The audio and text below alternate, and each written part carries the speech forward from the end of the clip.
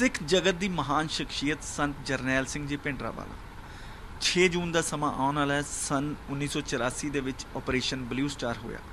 Blue star ਦੇ ਲਈ बहुत सारे लोग संत जरनैल सिंह जी भिंडरावालिਆਂ ਨੂੰ ਦੋਸ਼ੀ ਮੰਨਦੇ ਨੇ, ਪਰ ਸੱਚਾਈ ਕੁਝ ਅਲੱਗ ਹੈ। ਅਗਰ ਸੰਤਾਂ ਦੇ ਜੀਵਨ ਵੱਲ ਝਾਤ ਮਾਰੀਏ ਤਾਂ ਜੇ ਅਸੀਂ ਉਹਨਾਂ ਨੂੰ ਗਹਿਰਾਈ 'ਚ ਜਾ ਕੇ ਦੇਖਣ ਦੀ ਵਾਚਣ ਦੀ ਕੋਸ਼ਿਸ਼ ਕਰਦੇ ਹਾਂ ਤਾਂ ਜੋ ਹਾਲਾਤ ਹੈ, ਜੋ ਸੱਚਾਈ ਹੈ, ਕੁਝ ਹੋਰ ਹੀ ਨਜ਼ਰ ਆਉਂਦੀ ਹੈ।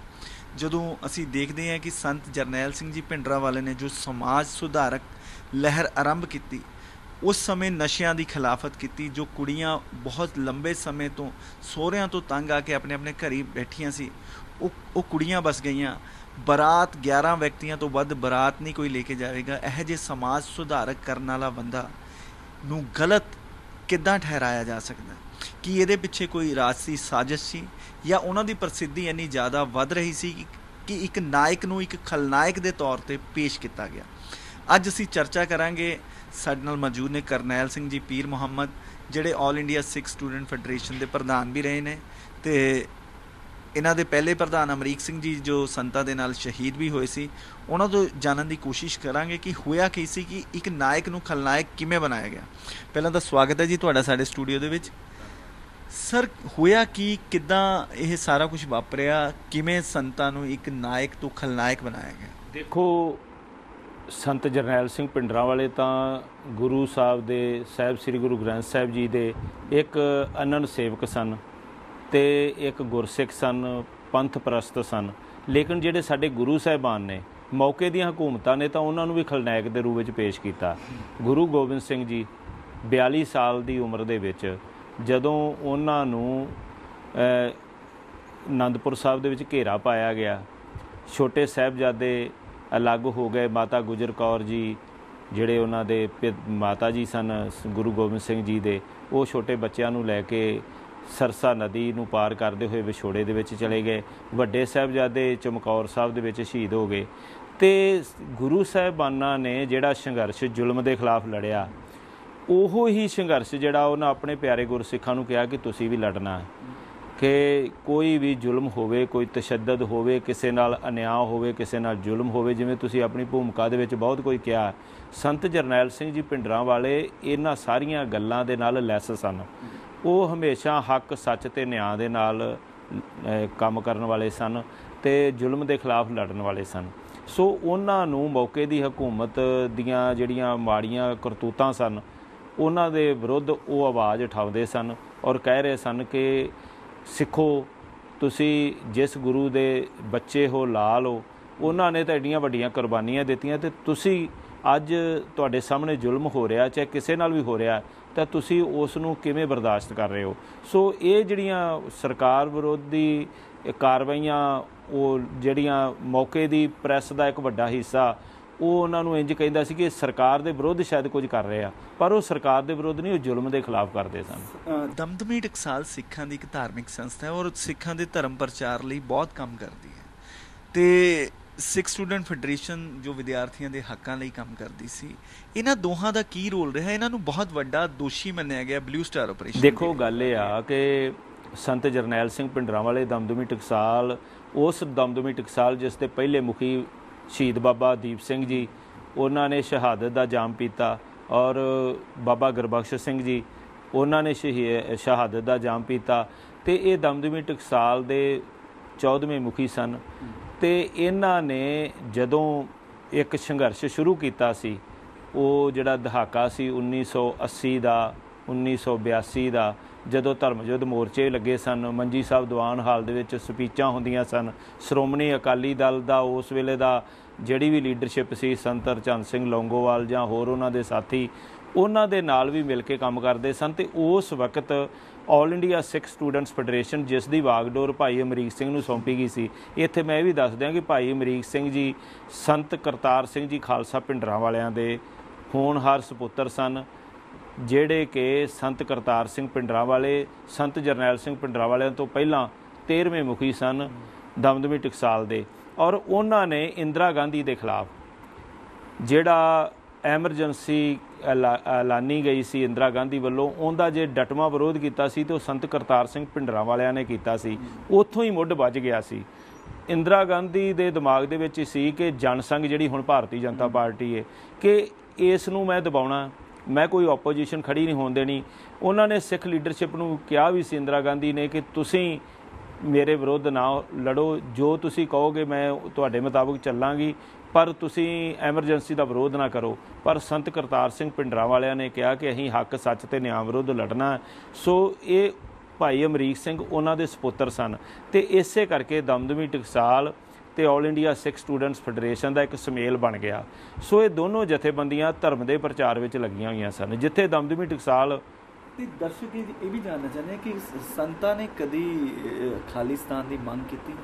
ਦੇਖੋ, ਸੰਤ ਜਰਨੈਲ ਸਿੰਘ ਭਿੰਡਰਾਂਵਾਲੇ ਇਹ ਗੱਲ ਕਹਿੰਦੇ ਸੀ ਕਿ 1947 ਤੋਂ ਪਹਿਲਾਂ ਦੇਸ਼ ਦੀ ਆਜ਼ਾਦੀ ਵਾਸਤੇ ਸਭ ਤੋਂ ਵੱਧ ਕੁਰਬਾਨੀਆਂ ਸਿੱਖ ਕੌਮ ਨੇ ਦਿੱਤੀਆਂ ਅਤੇ ਇਹ ਜਿਸ ਦੇਸ਼ ਦੇ ਵਿੱਚ ਅਸੀਂ ਰਹਿ ਰਹੇ ਹਾਂ, ਇਸ ਦੇਸ਼ ਨੂੰ ਆਜ਼ਾਦ ਕਰਾਉਣ ਵਾਸਤੇ ਇੰਨੀਆਂ ਕੁਰਬਾਨੀਆਂ ਦੇਣ ਤੋਂ ਬਾਅਦ ਜਿਹੜੀ ਮੌਕੇ ਦੀ ਹਕੂਮਤ ਬਣੀ, ਜਵਾਹਰ ਲਾਲ ਨਹਿਰੂ ਦੀ ਹਕੂਮਤ, ਉਹਦੇ ਵਿੱਚ ਜਿਹੜੇ ਵੱਲਭ ਭਾਈ ਪਟੇਲ ਸਨ, ਜਿਹੜੇ ਉਸ ਵੇਲੇ ਦੇ ਗ੍ਰਹਿ ਮੰਤਰੀ ਸਨ, ਸਰਦਾਰ ਪਟੇਲ ਵੀ ਜਿਹਨੂੰ ਕਿਹਾ ਜਾਂਦਾ, ਜਿੰਦੀ ਮੂਰਤੀ ਸਭ ਤੋਂ ਵੱਡੀ ਮੂਰਤੀ ਜਿਹੜੀ ਹੈ ਮੈਂ ਸਮਝਣਾ ਏਸ਼ੀਆ ਦੇ ਵਿੱਚ ਜਾਂ ਵਰਲਡ ਦੇ ਵਿੱਚ ਨਰਿੰਦਰ ਮੋਦੀ ਜਿਹੜੇ ਮੌਕੇ ਦੇ ਪ੍ਰਧਾਨ ਮੰਤਰੀ ਉਹਨਾਂ ਨੇ ਗੁਜਰਾਤ ਦੇ ਵਿੱਚ ਉਹਨਾਂ ਨੇ ਲਗਾਈ ਹੈ।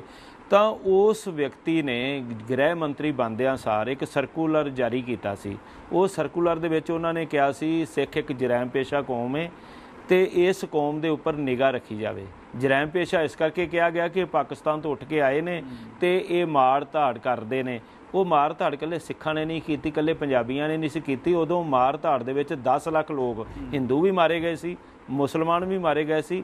ਉਹ ਇੱਕ ਬਹੁਤ ਵੱਡਾ ਇੱਕ ਜ਼ਹਿਰ ਪੈਦਾ ਕਰ ਦਿੱਤਾ ਗਿਆ ਸੀ। ਚਾਹੁੰਦੇ ਹੋ ਵੀ ਜੋ ਸਰਦਾਰ ਪਟੇਲ ਨੇ ਸਿੱਖਾਂ ਦੇ ਖਿਲਾਫ ਜੋ ਐਡੀ ਬੜੀ ਚਿੱਠੀ ਲਿਖੀ, ਜਿਹੜਾ ਕਿ ਕੁਰਬਾਨੀਆਂ ਦਾ ਪ੍ਰਤੀਕ ਹੈ ਸਿੱਖ ਇਤਿਹਾਸ, ਤੇ ਕਾਂਗਰਸ ਨੇ ਉਦੋਂ ਤੋਂ ਹੀ ਮੁੱਢ ਦੇਖੋ, ਤੁਸੀਂ ਮੈਨੂੰ ਸਵਾਲ ਕੀਤਾ ਕਿ ਸੰਤ ਭਿੰਡਰਾਂਵਾਲਿਆਂ ਨੇ ਖਾਲਿਸਤਾਨ ਦੀ ਗੱਲ ਕਿਉਂ ਕੀਤੀ ਜਾਂ ਉਹਨਾਂ ਨੇ ਕੀਤੀ ਕਿ ਨਹੀਂ ਕੀਤੀ।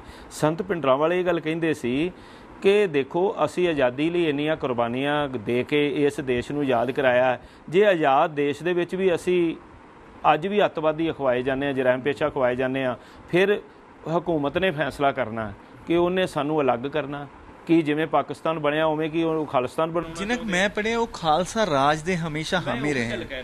ਜਿਹੜਾ ਖਾਲਸਾ ਰਾਜ ਹੋਵੇ ਜਾਂ ਖਾਲਿਸਤਾਨ ਹੋਵੇ ਜਾਂ ਇੰਡੀਪੈਂਡੈਂਟ ਸਟੇਟ ਹੋਵੇ, ਇਹ ਇੱਕ ਰੈਜੂਲੇਸ਼ਨ ਪਾਸ ਹੋਏ ਸੀ। ਆਲ ਇੰਡੀਆ ਸਿੱਖ ਸਟੂਡੈਂਟ ਫੈਡਰੇਸ਼ਨ ਨੇ ਵੀ ਪਾਸ ਕੀਤਾ, ਈਵਨ ਸ਼੍ਰੋਮਣੀ ਗੁਰਦੁਆਰਾ ਪ੍ਰਬੰਧਕ ਕਮੇਟੀ ਨੇ ਵੀ ਉਹ ਮਤਾ ਪਾਸ ਕੀਤਾ, ਈਵਨ ਸ਼੍ਰੋਮਣੀ ਅਕਾਲੀ ਦਲ ਨੇ ਵੀ ਉਹ ਮਤਾ ਪਾਸ ਕੀਤਾ। ਉਹ ਸਮੇਂ-ਸਮੇਂ ਮਤੇ ਪਾਸ ਹੁੰਦੇ ਰਹੇ ਨੇ। ਕਿਉਂ ਮਤੇ ਪਾਸ ਹੁੰਦੇ ਰਹੇ ਨੇ ਕਿ ਮੌਕੇ ਦੀ ਕਾਂਗਰਸ ਹਕੂਮਤ ਨੇ ਜਿਵੇਂ ਹੀ ਰਾਜ ਕਰਨਾ ਸ਼ੁਰੂ ਕੀਤਾ, ਪੰਡਿਤ ਜਵਾਹਰ ਲਾਲ ਨਹਿਰੂ ਨੇ, ਤਾਂ ਉਹਨਾਂ ਨੇ ਸਿੱਖਾਂ ਨਾਲ ਜਿਹੜੇ ਵਾਅਦੇ ਕੀਤੇ ਸੀ, ਇੱਕ ਵਾਅਦਾ ਸੀ ਮਹਾਤਮਾ ਗਾਂਧੀ ਨੇ ਕੀਤਾ ਸੀ ਕਿ ਸਿੱਖ ਜਿਹੜੇ ਆ ਉਹ ਇੱਕ ਅਜਿਹਾ ਖਿੱਤਾ ਉਹਨਾਂ ਨੂੰ ਦਿੱਤਾ ਜਾਏਗਾ ਜਿੱਥੇ ਉਹ ਆਜ਼ਾਦੀ ਦਾ ਨਿੱਘ ਮਾਣ ਸਕਣ, ਉਹਨਾਂ ਨੂੰ ਬੜੇ ਸਵੈਮਾਨ ਦੇ ਨਾਲ ਰੱਖਿਆ ਜਾਵੇਗਾ। ਪਰ ਜਿਵੇਂ ਹੀ ਦੇਸ਼ ਆਜ਼ਾਦ ਹੋਇਆ, ਜਦੋਂ ਸਿੱਖ ਲੀਡਰਸ਼ਿਪ ਨੇ ਮਾਸਟਰ ਤਾਰਾ ਸਿੰਘ ਸਨ ਜਾਂ ਬਲਦੇਵ ਸਿੰਘ ਹੋਰੀ ਸਨ ਜਾਂ ਜਿਹੜੇ ਹੋਰ ਸਨ, ਜਦੋਂ ਉਹਨਾਂ ਨੇ ਗੱਲ ਕੀਤੀ, ਵਾਅਦੇ ਯਾਦ ਕਰਾਉਣ ਦੀ ਕੋਸ਼ਿਸ਼ ਕੀਤੀ, ਤਾਂ ਉਹਨਾਂ ਨੇ ਕਿਹਾ ਜੀ ਉਹ ਵਕਤ ਹੋਰ ਸੀ, ਹੁਣ ਵਕਤ ਹੋਰ ਹੈ। ਇਸ ਕਰਕੇ ਹੁਣ ਉਹਨਾਂ ਵਾਅਦਿਆਂ ਨੂੰ ਤੁਸੀਂ ਭੁੱਲ ਜਾਓ, ਇਸ ਦੇਸ਼ ਦੇ ਵਿੱਚ ਤੁਹਾਨੂੰ ਰਹਿਣਾ ਪਵੇਗਾ ਅਤੇ ਤੁਸੀਂ ਇੱਥੇ ਰਹੋ। ਜਿਹੜੀ ਗੱਲ ਮੈਂ ਵਿੱਚੇ ਆਪਣੀ ਰਹਿ ਗਈ ਕਿ ਉਹਨਾਂ ਨੇ ਖੁਦ ਕਦੀ ਖਾਲਿਸਤਾਨ ਦੀ ਮੰਗ ਕੀਤੀ, ਕਿਉਂਕਿ ਖਾਲਿਸਤਾਨ ਦੀ ਜਿਹੜੀ ਮੰਗ ਸੀ ਉਹ ਜਗਜੀਤ ਸਿੰਘ ਜੀ ਚੌਹਾਨ ਜਿਹੜੇ ਸੈਲਫ ਸਟਾਈਲ ਪ੍ਰੈਜ਼ੀਡੈਂਟ ਸੀਗੇ, ਉਹਨਾਂ ਨੇ ਉਹ ਲਹਿਰ ਸ਼ੁਰੂ ਕੀਤੀ ਸੀ।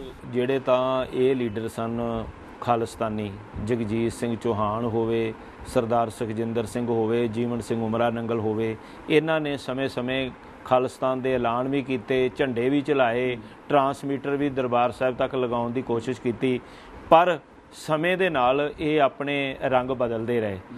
ਪਹਿਲਾਂ ਖਾਲਿਸਤਾਨੀ ਸਨ, ਫਿਰ ਐਂਟੀ ਖਾਲਿਸਤਾਨੀ, ਇਹਨਾਂ ਨੇ ਸਭ ਤੋਂ ਵੱਡਾ ਆਪਣਾ ਇੱਕ ਰੋਲ ਅਦਾ ਕੀਤਾ। ਫਿਰ ਜਿਸ ਕਾਂਗਰਸ ਨੂੰ ਗਾਲਾਂ ਕੱਢਦੇ ਸੀ, ਉਸੇ ਕਾਂਗਰਸ ਦੇ ਵਿੱਚ ਉਹਨਾਂ ਨਾਲ ਇਹਨਾਂ ਨੇ ਸਾਂਝਾਂ ਵੀ ਪਾਈਆਂ।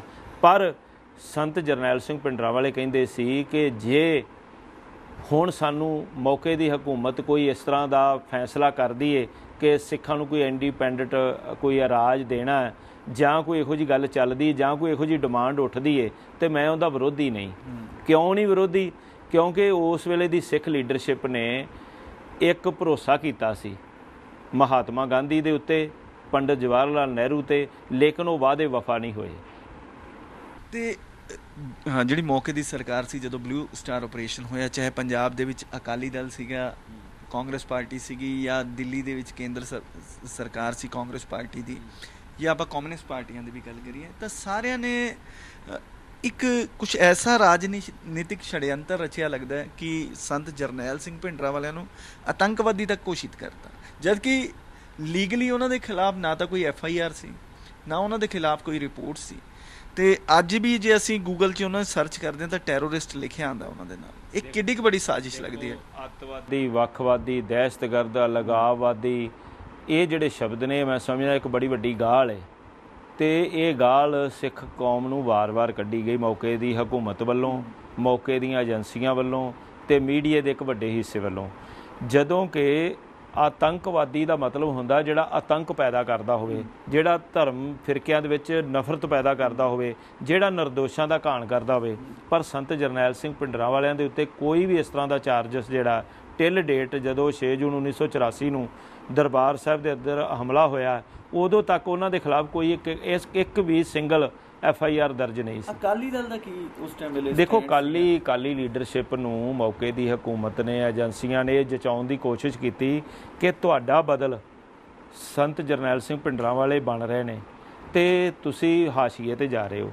ਇੱਕ ਸਮਾਂ ਆਵੇਗਾ ਕਿ ਤੁਹਾਡਾ ਨਾਮ ਨਹੀਂ ਕਿਸੇ ਨੇ ਲੈਣਾ ਤੇ ਇੱਥੇ ਦਮਦਮੀ ਟਕਸਾਲ ਤੇ ਆਲ ਇੰਡੀਆ ਸਿੱਖ ਸਟੂਡੈਂਟ ਫੈਡਰੇਸ਼ਨ ਹੀ ਹਕੂਮਤ ਚਲਾਵੇਗੀ। ਸੋ ਇਹ ਹਾਲਾਤ ਬਣੇ ਵੀ ਅੱਗੇ ਜਾ ਕੇ, ਜਦੋਂ 1999 ਦੇ ਵਿੱਚ ਫੈਡਰੇਸ਼ਨ ਨੇ ਸਿਲੈਕਟ ਕਰਕੇ ਉਮੀਦਵਾਰ, ਜਿਨ੍ਹਾਂ 'ਚ ਸਰਦਾਰ ਸਿਮਰਨਜੀਤ ਸਿੰਘ ਮਾਨ, ਧਿਆਨ ਸਿੰਘ ਮੰਡ ਤੇ ਬੀਬੀ ਬਿਮਲ ਕੌਰ ਖਾਲਸਾ, ਉਹਨਾਂ ਦੇ ਭਾਈ ਬੇਅੰਤ ਸਿੰਘ ਦੇ ਪਿਤਾ ਬਾਪੂ ਸੁੱਚਾ ਸਿੰਘ ਮਲੋਆ, ਔਰ ਇਸ ਤਰ੍ਹਾਂ ਤਿੰਦਰਪਾਲ ਸਿੰਘ ਖਾਲਿਸਤਾਨੀ, ਬੀਬੀ ਰਜਿੰਦਰ ਕੌਰ ਬੁਲਾਰਾ ਤੇ ਹੋਰ ਕਈ ਜਿਹੜੇ ਆ, ਉਹਨਾਂ ਨੂੰ ਜਦੋਂ ਕੈਂਡੀਡੇਟ ਖੜਾ ਕੀਤਾ ਤੇ ਉਹ ਸਾਰੇ ਜਿੱਤ ਗਏ ਤੇ ਬੜੀ ਵੱਡੀ ਤਾਦਾਦ ਵਿੱਚ ਜਿੱਤੇ। ਈਵਨ ਜਿਹੜੇ ਬਹੁਜਨ ਸਮਾਜ ਪਾਰਟੀ ਦੇ 3 ਉਮੀਦਵਾਰ ਸੀ ਜਿਨ੍ਹਾਂ ਨੂੰ ਅਸੀਂ ਸਪੋਰਟ ਕੀਤੀ ਸੀ, ਉਹ ਵੀ ਜਿੱਤ ਗਏ। ਸੋ ਇਹ ਜਿਹੜਾ ਇੱਕ ਰਾਜਸੀ ਮੈਂ ਕਹਿੰਦਾ ਖਹਿਬਾਜੀ, ਉਸ ਦੇ ਵਿੱਚ ਅਕਾਲੀ ਦਲ ਦੀ ਉਸ ਵੇਲੇ ਦੀ ਲੀਡਰਸ਼ਿਪ ਦੀ ਵੀ ਕਾਂਗਰਸ ਦੇ ਨਾਲ ਮਿਲੀ ਭੁਗਤ ਸੀ। ਹਰਕਿਸ਼ਨ ਸਿੰਘ ਸਰਜੀਤ ਦਾ ਕੀ ਰੋਲ ਸੀ? ਦੇਖੋ, ਜਿਹੜਾ ਹਰਕਿਸ਼ਨ ਸਿੰਘ ਸਰਜੀਤ ਕੋਈ ਮਾਸ ਨਾਲ ਜੁੜਿਆ ਲੀਡਰ ਨਹੀਂ ਸੀ। ਉਹ ਰਾਜਸੀ ਤਾਣੇ ਬਾਣੇ ਦੇ ਵਿੱਚ ਆਪਣਾ ਇੱਕ ਗੋਟੀਆਂ ਫਿੱਟ ਕਰਨ ਵਾਲਾ ਲੀਡਰ ਸੀ ਕਿ ਉੱਥੇ ਬੈਠਾ ਸੀ, ਕਮਿਊਨਿਸਟ ਵਿਚਾਰਧਾਰਾ ਦਾ ਸੀ ਤੇ ਉਸ ਨੇ ਇੱਕ ਉਸ ਵੇਲੇ ਦੀ ਜਿਹੜੀ ਵੀ ਹਕੂਮਤ ਸਾਹਮਣੇ ਆਉਂਦੀ ਸੀ ਉਹਨਾਂ ਨੂੰ ਮਿਸਗਾਈਡ ਕਰਨ ਦੀ ਪੂਰੀ ਕੋਸ਼ਿਸ਼ ਕੀਤੀ ਕਿ ਦੇਖੋ, ਤੁਹਾਨੂੰ ਪੰਜਾਬ ਦੇ ਵਿੱਚ ਕੋਈ ਵੀ ਇਸ ਤਰ੍ਹਾਂ ਦੀ ਲਹਿਰ ਨਹੀਂ ਉੱਠਣ ਦੇਣੀ ਚਾਹੀਦੀ ਜਿਹੜੀ ਸਿੱਖ ਹੱਕਾਂ ਹਕੂਕਾਂ ਦੀ ਗੱਲ ਕਰੇ। ਤੇ ਉਸ ਵੇਲੇ ਤਾਂ ਜਿਹੜੀ ਲਹਿਰ ਚੱਲ ਰਹੀ ਸੀ ਉਹ ਸੰਤ ਜਰਨੈਲ ਸਿੰਘ ਭਿੰਡਰਾਂਵਾਲਿਆਂ ਦੀ ਚੱਲ ਰਹੀ ਸੀ। ਉਸ ਨੂੰ ਉਹਨਾਂ ਨੇ ਇੱਕ ਬੜਾ ਹੀ ਖੂੰਖਾਰ ਤਰੀਕੇ ਦੇ ਨਾਲ ਪੇਸ਼ ਕਰਕੇ ਕਿ ਸੰਤ ਜਰਨੈਲ ਸਿੰਘ ਭਿੰਡਰਾਂਵਾਲੇ ਤਾਂ ਦੇਖੋ ਜੀ, ਪਤਾ ਨਹੀਂ ਜੇ ਉਹਨਾਂ ਦੇ ਹੱਥ ਵਿੱਚ ਵਾਗਡੋਰ ਆ ਗਈ ਜਾਂ ਉਹਨਾਂ ਦੇ ਕਹਿਣ ਦੇ ਉੱਤੇ ਕੋਈ ਹਕੂਮਤ ਬਣ ਗਈ ਤਾਂ ਫਿਰ ਇੱਥੇ ਹਿੰਦੂਆਂ ਨੂੰ ਨਹੀਂ ਰਹਿਣ ਦਿੱਤਾ ਜਾਵੇਗਾ ਜਾਂ ਇੱਥੇ ਕੀ ਹੋ ਜਾਏਗਾ। ਇਸ ਤਰ੍ਹਾਂ ਦੀਆਂ ਗੱਲਾਂ ਹੋਈਆਂ।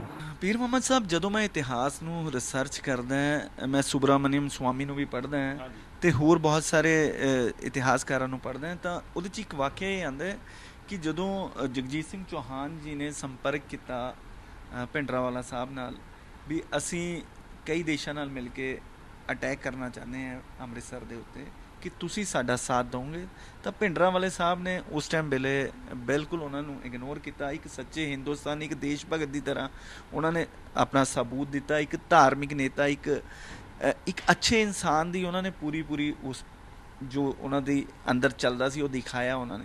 ਤੇ ਬਹੁਤ ਸਾਰੇ ਹਿੰਦੂ ਵੀ ਅੱਜ ਵੀ ਉਹਨਾਂ ਦੇ ਨਾਲ ਜੁੜੇ ਹੋਏ ਨੇ, ਉਹਨਾਂ ਦਾ ਮਾਨ ਸਨਮਾਨ ਕਰਦੇ ਆ। ਤੇ ਉਹਨਾਂ ਨੂੰ ਹਿੰਦੂ ਵਿਰੋਧੀ ਕਿਉਂ ਦਿਖਾਇਆ ਗਿਆ?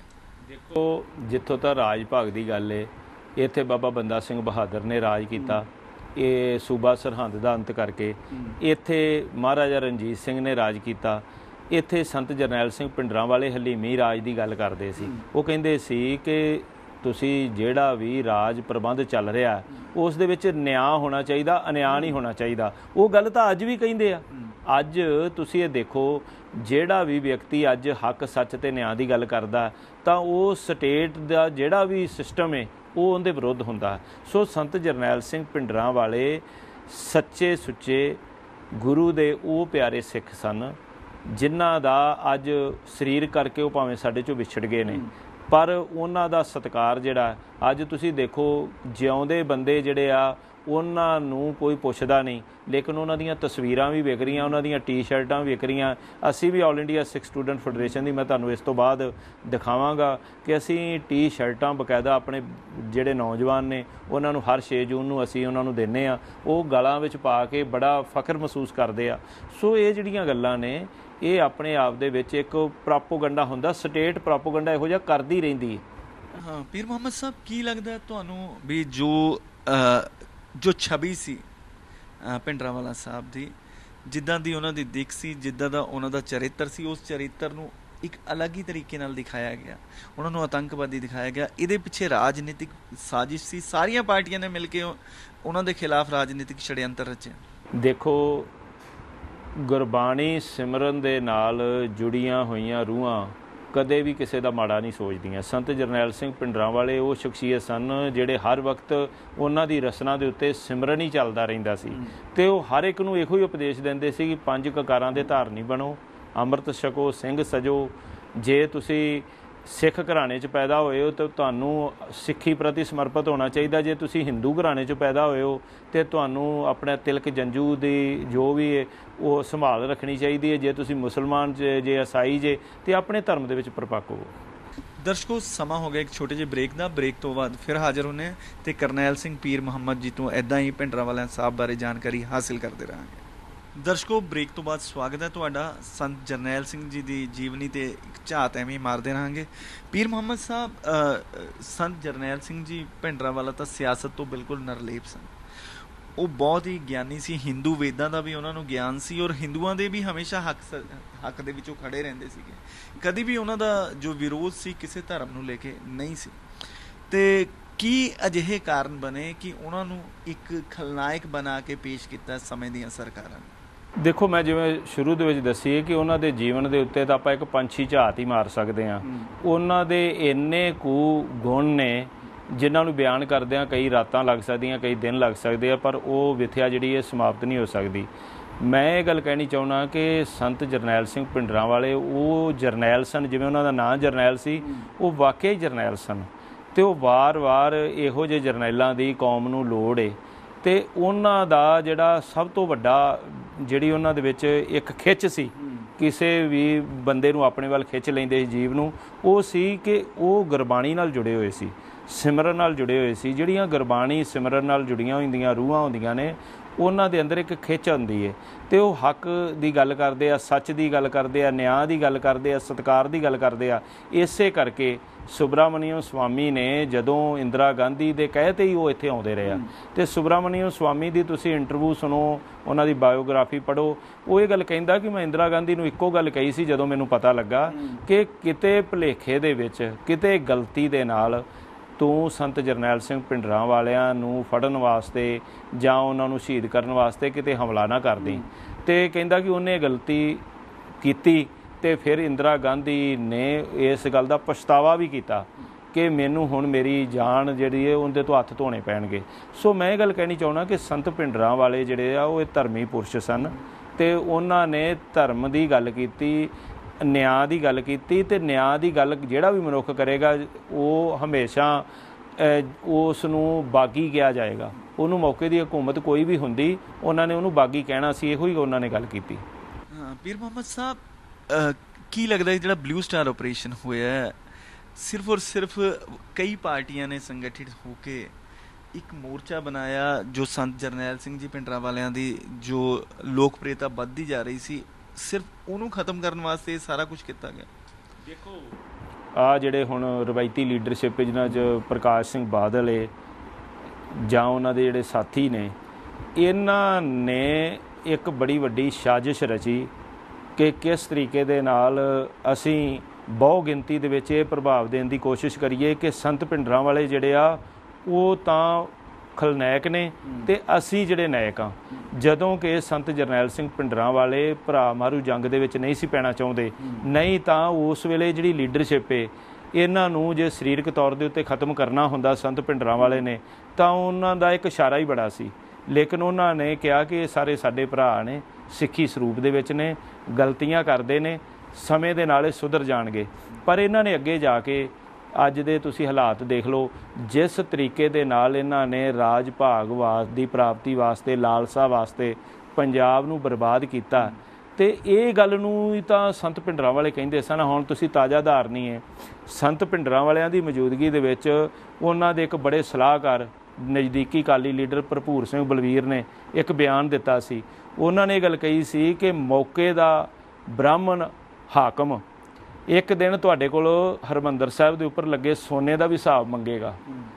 ਤਾਂ ਸਿੱਖੋ, ਤੁਹਾਨੂੰ ਆਪਣੇ ਧਰਮ ਪ੍ਰਤੀ, ਆਪਣੇ ਅਧਿਕਾਰਾਂ ਪ੍ਰਤੀ ਸੁਚੇਤ ਹੋਣਾ ਚਾਹੀਦਾ। ਤੇ ਤੁਸੀਂ ਦੇਖ ਲਓ, ਅੱਜ ਇੱਕ ਮਨਜਿੰਦਰ ਸਿੰਘ ਸਿਰਸਾ ਦੇ ਰੂਪ ਦੇ ਵਿੱਚ ਉਹ ਬਿਆਨ ਜਿਹੜਾ ਹੈ ਕਿ ਸੋਨਾ ਜਿਹੜਾ ਹੈ ਉਹ ਪ੍ਰਾਈਮ ਮਿਨਿਸਟਰ ਫੰਡ ਦੇ ਵਿੱਚ ਜਮ੍ਹਾਂ ਕਰਾਇਆ ਜਾਵੇ, ਇਹ ਉਸੇ ਹੀ ਸਾਜ਼ਿਸ਼ ਦਾ ਹਿੱਸਾ ਸੀ ਕਿ ਉਹ ਸੰਤ ਜਰਨੈਲ ਸਿੰਘ ਭਿੰਡਰਾਂਵਾਲਿਆਂ ਦੇ ਆਲੇ ਦੁਆਲੇ ਬੜੇ ਸੂਖਮ ਬੁੱਧੀ ਵਾਲੇ, ਬੜੇ ਸੁਚੱਜੇ ਲੋਕ, ਚੰਗੇ ਲੋਕ, ਮਾਰ ਜਿਵੇਂ ਜਿਹੜੇ ਜਨਰਲ ਸ਼ਬੇਗ ਸਿੰਘ ਸਨ, ਉਹਨਾਂ ਨੇ ਬੰਗਲਾਦੇਸ਼ ਨੂੰ ਆਜ਼ਾਦ ਕਰਾਇਆ।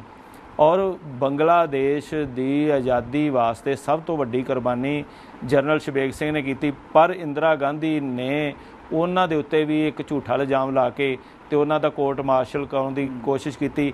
ਤਾਂ ਉਹ ਸੰਤ ਜਰਨੈਲ ਸਿੰਘ ਭਿੰਡਰਾਂਵਾਲਿਆਂ ਦੇ ਕੋਲ ਆਪਣੀ ਬੇਇੱਜ਼ਤੀ ਦਾ ਬਦਲਾ ਲੈਣਾ ਚਾਹੁੰਦੇ ਸਨ, ਉਹ ਵੀ ਉਹਨਾਂ ਦੇ ਕੋਲ ਚਲੇ ਗਏ। ਸੋ ਸੰਤ ਜਰਨੈਲ ਸਿੰਘ ਭਿੰਡਰਾਂਵਾਲਿਆਂ ਦੇ ਆਲੇ ਦੁਆਲੇ ਦੇ ਵਿੱਚ ਕੋਈ ਵੀ ਵਿਅਕਤੀ ਇਹੋ ਜਿਹਾ ਨਹੀਂ ਸੀ ਜਿਸ ਤਰ੍ਹਾਂ ਪੇਸ਼ ਕੀਤਾ ਗਿਆ।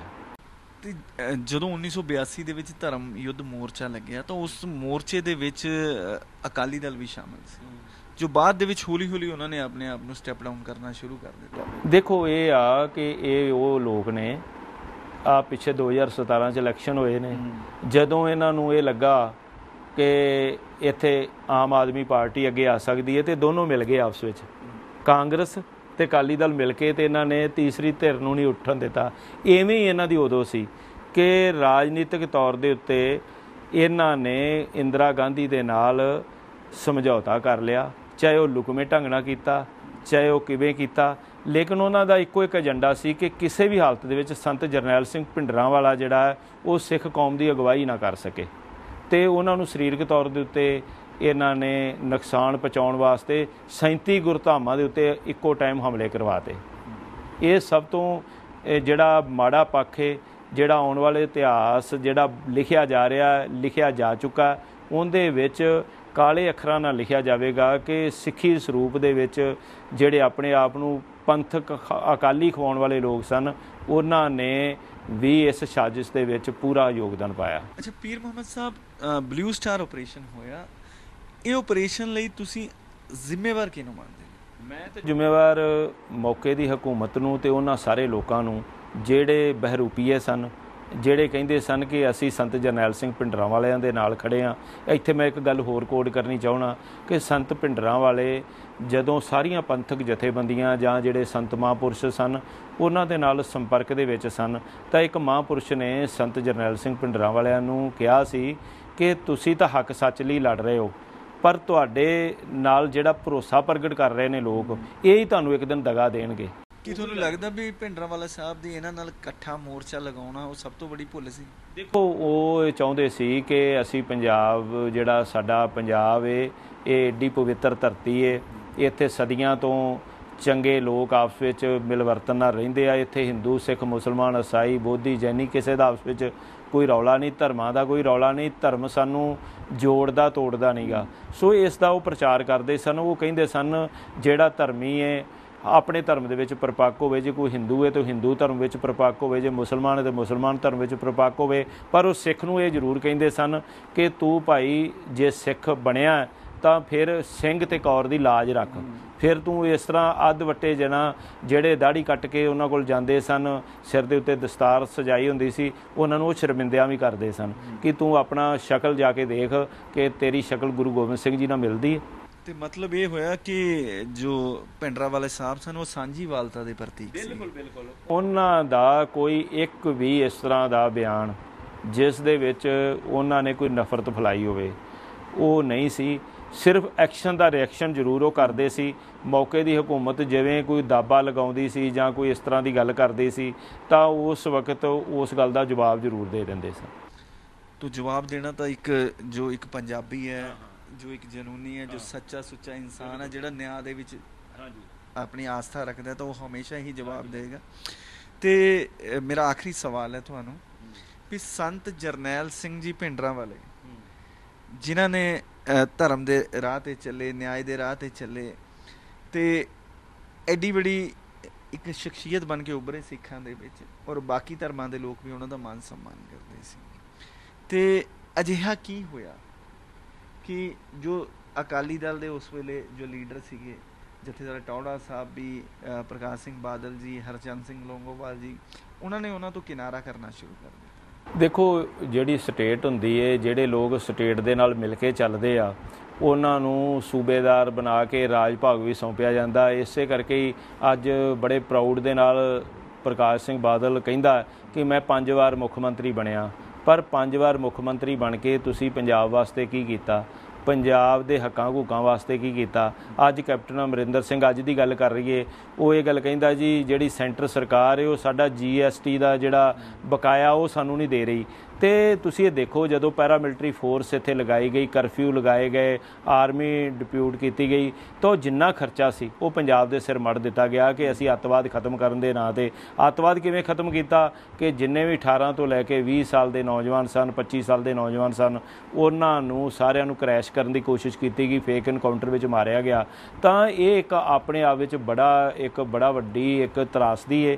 ਸੋ ਮੈਂ ਜੋ ਐਂਡ ਦੇ ਵਿੱਚ ਇਹ ਗੱਲ ਕਹਿਣੀ ਚਾਹੁੰਦਾ ਕਿ ਸੰਤ ਜਰਨੈਲ ਸਿੰਘ ਭਿੰਡਰਾਂਵਾਲੇ ਉਹ ਹੱਕ ਸੱਚ ਤੇ ਨਿਆਂ ਲਈ ਇੱਕ ਧਰਮੀ ਯੋਧੇ ਸਨ, ਔਰ ਇਹੋ ਜਿਹੇ ਧਰਮੀ ਯੋਧੇ ਸਿੱਖ ਕੌਮ ਉਹਨਾਂ ਦੇ ਉੱਤੇ ਮਾਣ ਮਹਿਸੂਸ ਕਰਦੀ ਹੈ ਤੇ ਅਸੀਂ ਉਹਨਾਂ ਦੇ ਉੱਤੇ ਪ੍ਰਾਊਡ ਕਰਦੇ ਹਾਂ, ਪ੍ਰਾਊਡ ਫੀਲ ਕਰਦੇ ਹਾਂ। ਤੇ ਮੈਂ ਹਰ ਉਸ ਵਿਅਕਤੀ ਨੂੰ, ਚਾਹੇ ਉਹ ਹਿੰਦੂ ਹੈ, ਚਾਹੇ ਮੁਸਲਮਾਨ ਹੈ, ਚਾਹੇ ਈਸਾਈ ਹੈ, ਕਿਸੇ ਵੀ ਧਰਮ ਨਾਲ ਸੰਬੰਧ ਰੱਖਦਾ, ਉਹਨੂੰ ਬੇਨਤੀ ਕਰਨੀ ਚਾਹਾਂਗਾ ਕਿ ਉਹ ਸੰਤ ਜਰਨੈਲ ਸਿੰਘ ਭਿੰਡਰਾਂਵਾਲਿਆਂ ਦੀ ਜੀਵਨੀ ਨੂੰ ਪੜ੍ਹਨ, ਉਹਨਾਂ ਦੇ ਜੋ ਉਸ ਵੇਲੇ ਦੇ ਰਿਕਾਰਡਿੰਗ ਕੀਤੀਆਂ ਵੀਡੀਓ ਉਹ ਦੇਖਣ। ਤੇ ਮੈਂ ਤੁਹਾਡਾ ਵੀ ਧੰਨਵਾਦ ਕਰਨਾ ਚਾਹੁੰਦਾ ਕਿ ਤੁਸੀਂ ਇੱਕ ਬੜੇ ਚੰਗੇ ਢੰਗ ਦੇ ਨਾਲ ਇੱਕ ਪੋਜ਼ਿਟਿਵ ਵੇ ਦੇ ਵਿੱਚ ਆ ਕੇ ਸੰਤ ਜਰਨੈਲ ਸਿੰਘ ਭਿੰਡਰਾਂਵਾਲਿਆਂ ਦਾ ਉਹ ਪੱਖ ਜਿਹੜਾ ਕਿਸੇ ਨੇ ਵੀ ਨਹੀਂ ਦਿਖਾਇਆ ਉਹ ਤੁਸੀਂ ਦਿਖਾਉਣ ਦੀ ਕੋਸ਼ਿਸ਼ ਕਰ ਰਹੇ ਹੋ। ਤੇ ਅੱਜ ਜਦੋਂ 6 ਜੂਨ 1984 ਦਾ ਦਿਹਾੜਾ ਆ ਰਿਹਾ, ਭਾਵੇਂ ਕੋਵਿਡ, 2 ਜੂਨ ਨੂੰ ਉਹਨਾਂ ਦਾ ਜਨਮ ਦਿਨ ਵੀ ਹੈ ਜੀ। ਦੇਖੋ 2 ਜੂਨ ਨੂੰ ਜਿਹੜਾ ਜਨਮ ਦਿਹਾੜਾ ਉਹ ਬੜੇ ਸ਼ਰਧਾ ਅਤੇ ਸਤਿਕਾਰ ਨਾਲ ਮਨਾਇਆ ਜਾਂਦਾ, ਪਰ ਪਿਛਲੇ ਕੁਝ ਸਮੇਂ ਤੋਂ ਸੰਤ ਸਰਦਾਰ ਸਿਮਰਨਜੀਤ ਸਿੰਘ ਮਾਨ ਉਹ ਜਿਹੜਾ ਜਨਮ ਦਿਹਾੜਾ ਕੁਝ ਇੱਕ ਅਲੱਗ ਡੇਟ ਦੇ ਵਿੱਚ ਉਹ ਮਨਾਉਂਦੇ ਨੇ, ਕਿਉਂਕਿ ਉਹ ਕਹਿੰਦੇ ਨੇ ਕਿ ਅਸੀਂ ਇਹ ਡੇਟ ਫਿਕਸ ਕਰ ਲਈ ਸੀ। ਸੋ 2 ਜੂਨ 1984 ਦਾ ਜਿਹੜਾ ਆਪਣਾ ਦਿਨ ਹੈ, ਇਸ ਨੂੰ ਅਸੀਂ ਬੜੇ ਚੰਗੇ ਢੰਗ ਦੇ ਨਾਲ, ਕਿਉਂਕਿ ਉਹਨਾਂ ਦਾ ਜਨਮ ਜਿਹੜਾ ਉਹ ਜਦੋਂ ਦੇਸ਼ ਦੀ ਆਜ਼ਾਦੀ ਦੀ ਗੱਲ ਹੋ ਰਹੀ ਹੈ ਉਹਨਾਂ ਦਿਨਾਂ ਦੇ ਵਿੱਚ ਉਹਨਾਂ ਦਾ ਜਨਮ ਹੋਇਆ। ਸੋ ਉਹ ਉਸ ਦੇ ਨਾਲ ਵੀ ਜਦੋਂ ਅਸੀਂ ਦੇਸ਼ ਦੀ ਆਜ਼ਾਦੀ ਦੀ ਗੱਲ ਕਰਦੇ ਹਾਂ ਤਾਂ ਉੱਥੇ ਜਦੋਂ ਸੰਤ ਜਰਨੈਲ ਸਿੰਘ ਭਿੰਡਰਾਂਵਾਲਿਆਂ ਦੀ ਗੱਲ ਕਰਦੇ ਹਾਂ ਤਾਂ ਫਿਰ ਜਿਹੜਾ ਇੱਕ ਫਿਰਕੂ ਜਨੂਨੀ ਹਾਕਮ ਹੈ ਜਾਂ ਉਸ ਵੇਲੇ ਦਾ ਮੀਡੀਆ ਉਹਨਾਂ ਨੂੰ ਅੱਤਵਾਦੀ ਕਹਿੰਦਾ ਤੇ ਆਪਣੇ ਆਪ ਵਿੱਚ ਬੜੀ ਸ਼ਰਮਨਾਕ ਗੱਲ ਹੈ। ਇਹ ਸਨ ਸਰਦਾਰ ਕਰਨੈਲ ਸਿੰਘ ਜੀ ਪੀਰ ਮੁਹੰਮਦ, ਜਿਨ੍ਹਾਂ ਦਾ ਕਹਿਣਾ ਹੈ ਕਿ ਸੰਤ ਜਰਨੈਲ ਸਿੰਘ ਜੀ ਭਿੰਡਰਾਂਵਾਲੇ ਇੱਕ ਸਾਜ਼ਿਸ਼ ਦਾ ਸ਼ਿਕਾਰ ਹੋਏ। ਉਹ ਇੱਕ ਸੱਚ ਨਿਆਂ 'ਤੇ ਚੱਲਣ ਵਾਲੇ ਯੋਧੇ ਸਨ, ਇੱਕ ਦੂਰਦਰਸ਼ੀ ਇਨਸਾਨ ਸਨ। ਹਮੇਸ਼ਾ ਸਾਂਝੀਵਾਲਤਾ ਦੀ ਉਹਨਾਂ ਨੇ ਗੱਲ ਕੀਤੀ ਹੈ, ਪਰ ਉਹਨਾਂ ਦੀ ਪ੍ਰਸਿੱਧੀ ਇੰਨੀ ਜ਼ਿਆਦਾ ਦਿਨੋਂ ਦਿਨ ਵੱਧਦੀ ਜਾ ਰਹੀ ਸੀ ਕਿ ਸਰਕਾਰ ਨੂੰ, ਉਸ ਸਮੇਂ ਦੇ ਨੇਤਾਵਾਂ ਨੂੰ ਇਹ ਖਤਰਾ ਹੋ ਗਿਆ ਕਿ ਆਉਣ ਵਾਲੇ ਸਮੇਂ ਦੇ ਵਿੱਚ ਜਿਹਨੂੰ ਵੀ ਉਹ ਥਾਪੜਾ ਦੇ ਦੇਣਗੇ ਉਸ ਦੀ ਪੰਜਾਬ ਦੇ ਵਿੱਚ ਸਰਕਾਰ ਬਣ ਜਾਵੇਗੀ। ਇੱਕ ਸਮੇਂ ਦੀਆਂ ਸਰਕਾਰਾਂ ਅਤੇ ਕੁਝ ਕੋਝੇ ਲੀਡਰਾਂ ਨੇ ਇੱਕ ਨਾਇਕ ਨੂੰ ਖਲਨਾਇਕ ਬਣਾ ਕੇ ਪੇਸ਼ ਕੀਤਾ। ਦਰਸ਼ਕੋ, ਤੁਸੀਂ ਖੁਦ ਹੀ ਅੰਦਾਜ਼ਾ ਲਗਾ ਸਕਦੇ ਹੋ ਕਿ ਉਹਨਾਂ ਨੇ ਨਾ ਤਾਂ ਕਦੀ ਖਾਲਿਸਤਾਨ ਦੀ ਮੰਗ ਕੀਤੀ, ਖਾਲਸਾ ਰਾਜ ਦੀ ਤਾਂ ਅੱਜ ਵੀ ਜਦੋਂ ਅਰਦਾਸ ਹੁੰਦੀ ਹੈ ਤਾਂ ਇਹ ਕਿਹਾ ਜਾਂਦਾ ਹੈ ਕਿ ਰਾਜ ਕਰੇਗਾ ਖਾਲਸਾ। ਖਾਲਸਾ ਦਾ ਮਤਲਬ ਹੈ ਸ਼ੁੱਧ। ਉਹ ਇੱਕ ਪਵਿੱਤਰ ਰਾਜ ਦੀ ਗੱਲ ਕਰਦੇ ਸੀ ਜਿਹਦੇ 'ਚ ਨਿਆਂ ਹੋਵੇ, ਇਨਸਾਫ ਹੋਵੇ। ਐਸੀ ਸ਼ਖਸੀਅਤ ਆਤੰਕਵਾਦੀ ਕਿੱਦਾਂ ਹੋ ਸਕਦੀ ਹੈ? ਦਰਸ਼ਕੋ, ਸਮਾਂ ਹੋ ਗਿਆ ਤੁਹਾਡੇ ਤੋਂ ਇਜਾਜ਼ਤ ਲੈਣ ਦਾ। ਮੈਨੂੰ ਤੇ ਸਰਦਾਰ ਕਰਨੈਲ ਸਿੰਘ ਪੀਰ ਮੁਹੰਮਦ ਜੀ ਨੂੰ ਦਿਓ ਇਜਾਜ਼ਤ। ਧੰਨਵਾਦ।